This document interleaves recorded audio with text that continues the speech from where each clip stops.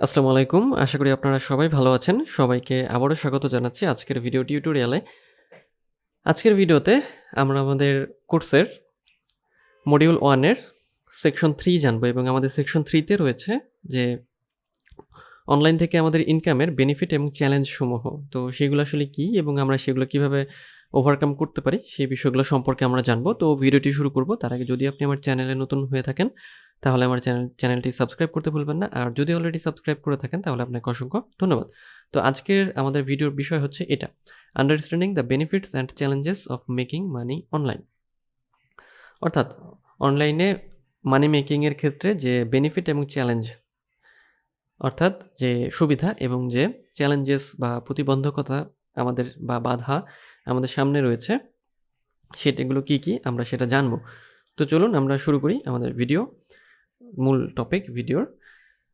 ওকে, তো এখন আমাদের অনলাইনের ক্ষেত্রে বা অনলাইন ইনকামের ক্ষেত্রে আমরা সবচেয়ে বড় সুবিধা যেটা মনে করি যে আসলে এটা আসলে একটা ফ্রিডম রয়েছে বা এর একটা ফ্লেক্সিবিলিটি রয়েছে। এটা কিন্তু আসলেই সত্য যে ফ্রিডম বলতে যে আপনি বাসায় বসেই এই কাজটা কিন্তু করতে পারেন বা খুব সহজেই আপনি বাসায় বসে আপনাকে বাইরে যেতে হচ্ছে না। আপনার ফ্লেক্সিবল টাইমে আপনি এই কাজটি করতে পারেন।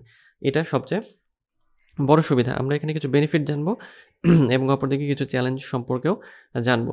আচ্ছা, ফ্লেক্সিবিলিটি এবং ফ্রিডমের ক্ষেত্রে এটা হচ্ছে যে যেহেতু আমরা বাড়ি থেকে এটা করতে পারি, আমাদের বাইরে যেতে হয় না। আমাদের সময়ের কোনো এখানে বাঁধা ধরা নিয়ম নেই বা বাঁধা ধরা কোনো সময়ের চাপ নেই যে অমুক টাইমের মধ্যে আমাকে যেতে হবে, অমুক টাইমের মধ্যে কাজ করতে হবে, এরকম না। তো সেক্ষেত্রে কি হয় যে এখানে আপনার স্বাধীনতা বেশি, আপনার কাজটি রিল্যাক্স মুডে করার সুযোগটা অনেক বেশি। সেক্ষেত্রে এটা কিন্তু খুব ভালো একটা উপায়। যেমন আপনি যদি আ বা অনলাইন থেকে ইনকাম না করে ট্র্যাডিশনাল ওয়েতে ইনকাম করতে যান, সেক্ষেত্রে আপনার কিন্তু অনেক রেস্ট্রিকশন এর মধ্যে পড়তে হবে বা অনেক সমস্যার মধ্যে আপনাকে পড়তে হবে। অপরদিকে এই অনলাইনে কিন্তু এই বিষয়টি নেই। অর্থাৎ এখানে আপনার কাজের ফ্লেক্সিবিলিটি এবং কাজের ফ্রিডম অনেক বেশি বা স্বাধীনতা অনেক বেশি। আপনার ইচ্ছামতো আপনি কাজগুলো করতে পারেন। আর এর চ্যালেঞ্জগুলো কি? যে চ্যালেঞ্জের মধ্যে যেটা রয়েছে যে distractions and isolation। আচ্ছা, distraction এবং isolation এর বিষয়টা হচ্ছে যে এরকম যেটা হয় যে working from home or remotely can lead to distraction and social isolation. অর্থাৎ যদি আমরা বাসা থেকে কাজ করি বা বাসায় আমরা যদি কোনো বাসা থেকে কাজ করি বা বাসাতেই থাকি সেক্ষেত্রে কি হয় যে আমরা কিন্তু সমাজ থেকে আলাদা হয়ে যেতে পারি। অর্থাৎ যখন আপনি অনলাইন থেকেই সবকিছু কাজ করবেন, অনলাইন থেকে ইনকাম করবেন, একটা সম্ভাবনা থাকে যে আপনি সামাজিক জীবন থেকে বা আমাদের যে আ সমাজ রয়েছে, আমাদের যে দেশের যে সমাজ সেখান থেকে আপনি একটু বিচ্ছিন্ন হয়ে যেতে পারেন। এইজন্য যে আপনার সময় দিতে হবে অনলাইনে। তো এক্ষেত্রে আসলে ধারণাটা সবসময় সত্যি হবে এরকম না। অনেক সময় দেখা যায় অনেকে সোশ্যাল আইসোলেশন হয়ে যান বা আলাদা হয়ে যান। তো সেক্ষেত্রে এটা কিন্তু একটা সমস্যা হতে পারে। কিন্তু এটা খুব বেশি একটা দেখা যায় না। সো এটা নিয়ে আসলে চিন্তার তেমন কিছু নেই। যেমন উদাহরণ হিসেবে আমরা বলতে পারি, "You may be tempted to watch TV or do household chores instead of working, or you may miss the social interaction of a traditional workplace." অর্থাৎ ট্র্যাডিশনাল ওয়ার্কপ্লেসে যে কাজের পরিবেশটা থাকে সেটা হয়তো আপনি মিস করবেন বা আপনার বাড়ির কোনো কাজ করতে ইচ্ছা করবে না, আপনার অনলাইনে সব কাজ করতে ইচ্ছা করবে। এটা হতে পারে, বাট এটা যে হবেই বিষয়টা এরকম না। ওকে, আমরা পরের বিষয়টি দেখি। আমাদের পরের বেনিফিট যেটা যে lower startup cost. Lower startup কস্টের ক্ষেত্রে যে হ্যাঁ, আসলেই এখানে লোয়ার স্টার্টআপ কস্টে আমরা কাজ করতে পারি বা এখানে আমাদের স্টার্টআপের কস্টটা খুবই কম। যে আমরা চাইলে কিন্তু যে একেবারে স্ক্র্যাচ থেকে বিনা টাকায় আমাদের আর্নিংটা শুরু করতে পারি বা অনলাইন থেকে ইনকামটা শুরু করতে পারি। এটা কিন্তু আমরা Google এর মাধ্যমে করতে পারি। Google আমাদের ফ্রিতে ইনকাম করার সুযোগ কিন্তু দিয়ে রেখেছে। আচ্ছা, ওকে। তো এখন বিষয় হলো যে এই যে লোয়ার স্টার্টআপ কস্ট এটা কিন্তু সবচেয়ে বড় একটা সুবিধা। যেমন আমরা কি করতে পারি? আমরা একটা ব্লগ শুরু করতে পারি অথবা ই-কমার্স স্টোর শুরু করতে পারি। আ যদিও এখানে মানে কিছু টাকা লাগতে পারে বা টাকা লাগবে ই-কমার্স স্টোরের ক্ষেত্রে। কিন্তু যদি আমরা Google এর ব্লগ তৈরি করি, মানে Google এর যে যে ব্লগ স্পট রয়েছে সেটাতে যদি আমরা ব্লগ তৈরি করি সেক্ষেত্রে আমাদের কিন্তু কোনো টাকা লাগবে না। কিন্তু WordPress এ গেলে আমাদের কিন্তু টাকা লাগবে। তো এই যে বিষয়টি যে আমরা কি করতে পারি? একটা ব্লগ তৈরি করতে পারি, হ্যাঁ? যেমন যদি আমরা আ ব্লগারে যাই, ব্লগারে গিয়ে আমরা কি করতে পারি? অ্যাকচুয়ালি Google এর যেটা হচ্ছে ব্লগার। ব্লগার হচ্ছে যে create a unique and beautiful blog easily. খুব সহজেই আমরা এখান থেকে ব্লগ তৈরি করতে পারি। অথবা বিভিন্ন ই-কমার্স স্টোর তৈরি করতে পারি। যেটাতে আমরা কি করতে পারি? আমাদের প্রোডাক্ট গুলো সেল করতে পারি। এটা আমাদের একটা সুবিধা। আর আমাদের চ্যালেঞ্জ কি হবে, যে চ্যালেঞ্জ হচ্ছে কম্পিটিশন অ্যান্ড স্যাচুরেশন। আচ্ছা, কম্পিটিশন এবং স্যাচুরেশনের বিষয়টা হচ্ছে the low startup cost and ease of entry into online businesses means that there is often significant competition and saturation in certain niches. For example, the market for e-commerce store selling products like phone cases or jewellery is highly saturated. আচ্ছা, অর্থাৎ বিষয় হলো যে অনলাইনে যদি আমরা কাজগুলো করতে চাই সেক্ষেত্রে কম্পিটিশনটা অনেক বেশি পরিমাণে আমাদের সামনে আসতে পারে, যেটা বর্তমানে একটু বেশি পরিমাণে হচ্ছে, কারণ মানুষ এখানে বেশি পরিমাণে ঝুঁকছে বা মানুষ এটাকে বেশি পরিমাণে প্রাধান্য দিচ্ছে, কারণ যেহেতু এটা অনেক সোজা এবং এখান থেকে ইনকাম করাটা আরামের, মানে হচ্ছে যে আপনি বাসায় বসে যদি ইনকাম করতে পারেন এটা তো অবশ্যই ভালো।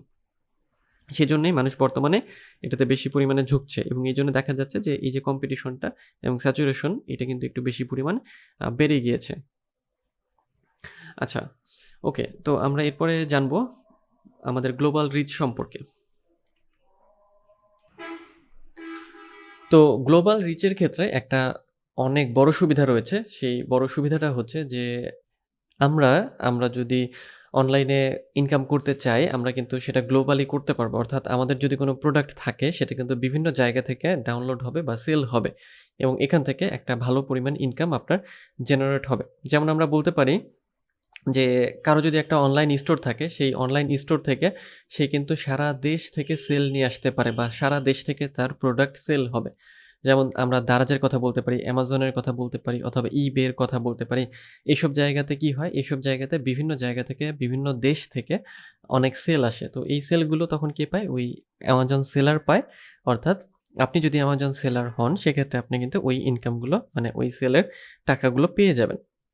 তো এটা একটা খুব বড় সুবিধা যে ইন্টারনেটের কি রয়েছে, এমন ক্ষমতা রয়েছে যে সে গ্লোবাল একটা রিচ মানুষকে দিতে পারে। আর চ্যালেঞ্জের ক্ষেত্রে যে বিষয়টা আমরা দেখব সেটা হচ্ছে লোকালাইজেশন অ্যান্ড শিপিং। যেমন এখানে যে বিষয়টা হয় যে shipping cost can be high for international orders and there may be additional customs fee. আচ্ছা, এইখানে যে বিষয়টা বলা হচ্ছে যে শিপিং কস্ট, অর্থাৎ একটা দেশ থেকে কোনো প্রোডাক্ট আমরা যদি আনতে যাই সেক্ষেত্রে আমাদের কিন্তু একটা খরচ পড়ে। অর্থাৎ কোনো প্রোডাক্ট এনে আমরা যদি আমাদের দেশে অনলাইনে আমরা সেটাকে সেল করব, কিন্তু যদি আমরা নিয়ে আসতে যাই সেক্ষেত্রে আমাদের কিন্তু শিপিং কস্টটা একটু বেশি পরিমাণ পড়ে যাবে। আচ্ছা, এই বিষয়টির ক্ষেত্রে এটা একটা আমাদের চ্যালেঞ্জ যে এই প্রোডাক্টগুলোর ক্ষেত্রে, বা অনেক সময় দেখা যায় যেটা যে আমাদের ক্ষেত্রে টেক প্রোডাক্টগুলোর বা টেকনোলজি প্রোডাক্টগুলোর দাম কিন্তু অনেক বেশি পরিমাণে হয়। কারণ কি? যারা এগুলো নিয়ে আসলো তারা প্রথমে একে তো বেশি শিপিং কস্ট দিয়ে নিয়ে আসলো। তারপরে আবার তারা যখন সেল করবে তখন তারা কি করে, ওই বেশি শিপিং কস্টটাকে পুষিয়ে নেয়ার জন্য প্রোডাক্টের দাম আরো বেশি পরিমাণে রাখে। এটা একটা অসুবিধা। যদিও এটা তেমন বড় কিছু না। কারণ এটা আপনি অনলাইনে ইনকাম করতে চাইলে আপনাকে এটা মানতেই হবে। আচ্ছা, এরপরে আমরা জানবো যে স্কেলেবিলিটি অর্থাৎ পরিমাপযোগ্যতা। তো কিসের পরিমাপযোগ্যতা? আমরা কি করতে পারি? আমাদের যে ডিজিটাল প্রোডাক্ট রয়েছে, যেমন বিষয়টা হচ্ছে এইরকম, আমরা কি করতে পারি যে এই যে আমাদের যে একটা ডিজিটাল প্রোডাক্ট, আমাদের কোনো কোর্স হতে পারে, আমাদের কোনো ইবুক হতে পারে, এইটা আসলে কেমন ডাউনলোড হলো, কত ডাউনলোড হলো এটা কিন্তু আমরা পরিমাপ করতে পারবো বা বুঝতে পারবো। অর্থাৎ এটার একটা পরিমাপযোগ্যতা রয়েছে এবং আমাদের কোনো শিপিং কস্ট লাগছে না। উইদাউট এনি কস্ট আমরা কিন্তু এই প্রোডাক্টগুলো সেল করতে পারছি এবং ভালো পরিমাণ একটা ইনকাম জেনারেট করতে পারছি। আচ্ছা, এরপরে চ্যালেঞ্জ যেটা সেটা হচ্ছে management and support. Management and সাপোর্টের বিষয়টা হচ্ছে যে আমরা বলতে পারি a successful online course May require customer support or additional staff to manage technical issue. এখানে আমাদের একটা অনলাইন কোর্স আছে, আমরা ধরে নিলাম এখন অনলাইন কোর্স রিলেটেড, মানে অনলাইন কোর্স যখন সেল হবে আমাদের ইনকাম হবে।